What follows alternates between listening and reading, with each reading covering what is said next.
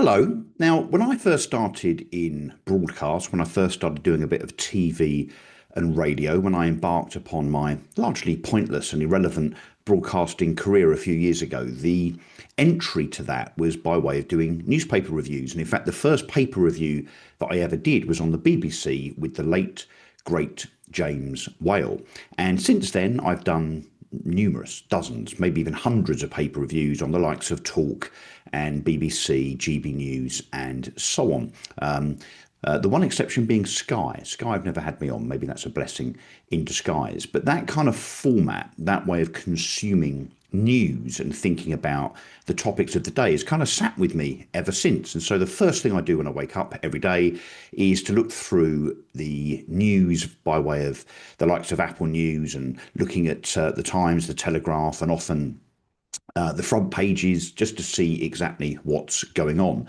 But increasingly now, as I'm sure you do, I look at X or Twitter, as some of us of a certain age still know it, because Twitter, of course, whilst not always 100% accurate, tends to be the most up-to-date format, I think, for news, and particularly actually when it does regurgitate news from proper, inverted commas, news outlets. So Twitter and X probably my go-to, probably your go-to as well in terms of finding out the most up-to-date news. And so this morning it struck me that there were about 5 stories that I find really, really quite interesting, probably for all of the wrong reasons. And again, going back to my newspaper review roots, I thought, actually, I've got to talk about some of these because they are indicative, I would say, of the way that Britain is shaping in terms of that loss of the Britain that we once knew, that Britain that we love or loved.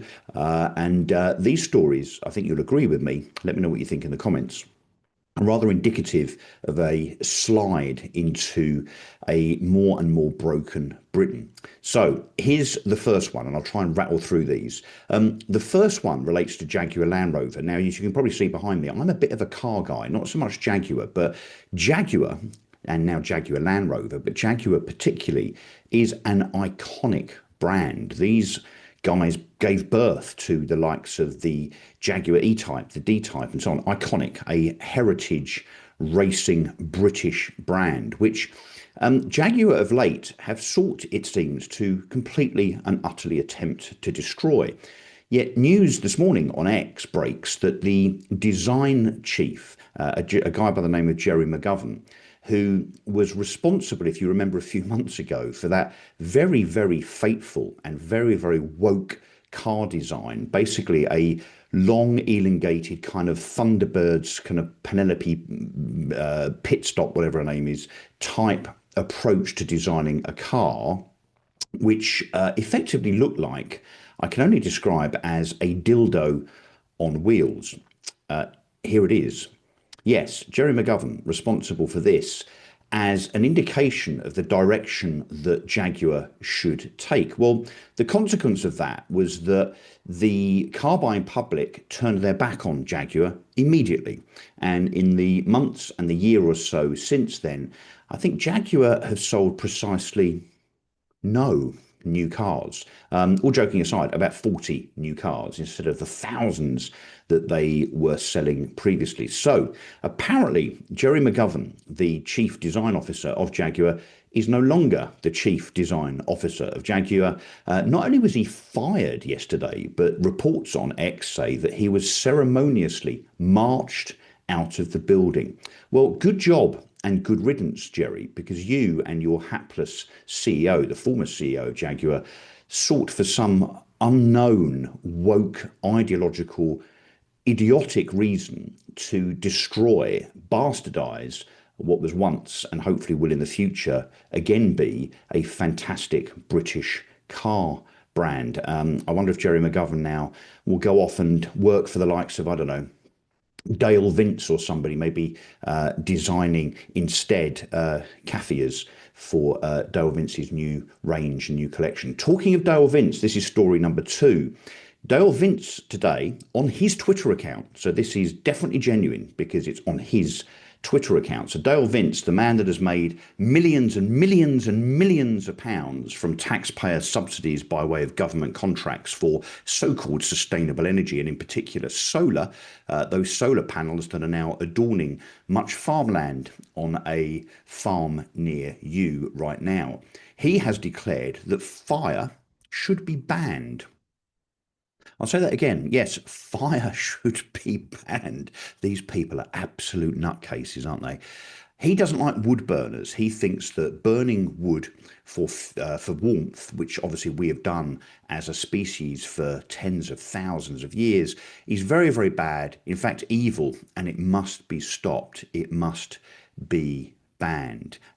Absolutely nuts stuff from an increasingly deranged, lunatic, left-leaning, some would say communistic Dale Vince. And of course he would say that, wouldn't he? Because what he wants you all to do is to invest in solar, because that lines his pockets personally even more. So if we don't ban fire, I dare say, given his influence as a Labour Party donor, you might find in the next budget, maybe November 2026, if Rachel Reeves is still around, which she won't be, by the way, perhaps Rachel Reeves or whoever takes her place will at least be taxing fire. And the third story is this FT article that says that Reform and the Tories are going to do an election deal. Now, this is absolutely 100% fake news, and I can tell you categorically that this is fake news.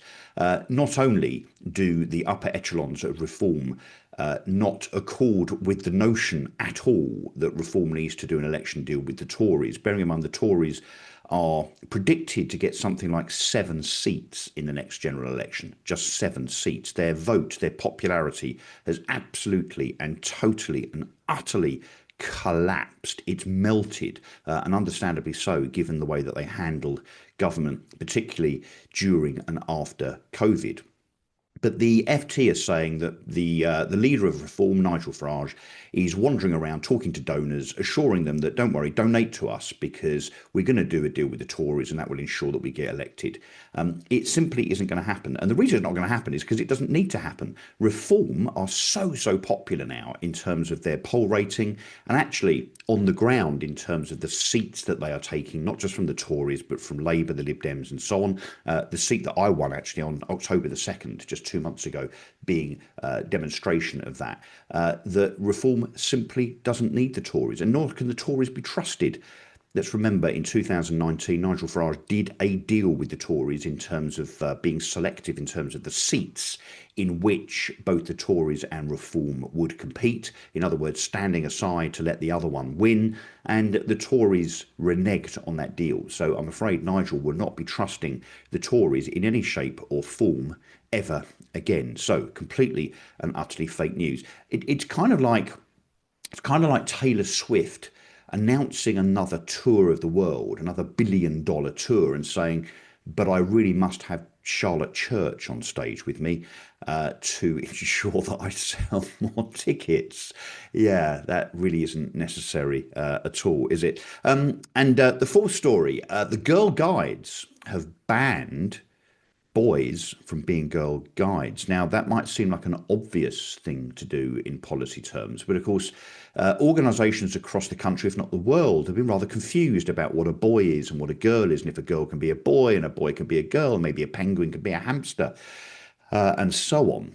But at last, the Girl Guides have said that if you are a boy masquerading as a girl, bearing in mind if you're 12 or 13 and you're a boy that thinks you're a girl, your parents probably should be locked up for child abuse, frankly. But anyway, the Girl Guides are saying, in a rare slither of common sense, that if you are a boy, even if you're wearing a dress and you've grown your hair long, yeah, you're not going to be admitted to the Girl Guides.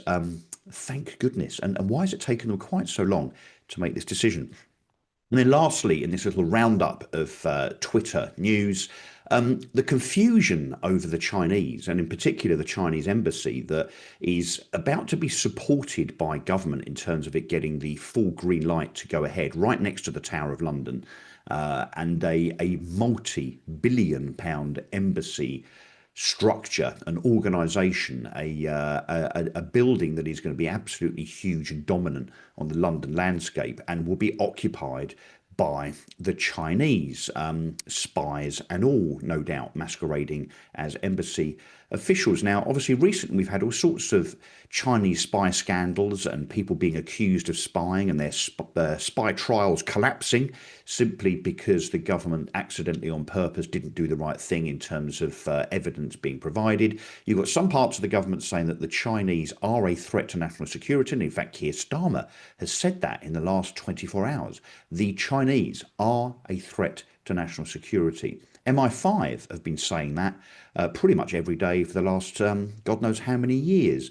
Yet somehow the new technologically advanced behemoth that will be the new embassy right on the banks of the Thames, literally 100 metres from the City of London and about half a mile from Westminster, is no doubt going to get the go ahead. So, on the one hand, we've got a government that says we should be fearful of the Chinese because, of course, they spy on us left, right, and centre. They are a threat. But at the same time, doesn't want to upset them too much because, of course, there are commercial and economic benefits to that relationship. I think government, Keir Starmer and others, you really need to make your mind up which side of the Chinese fence you are going to fall on.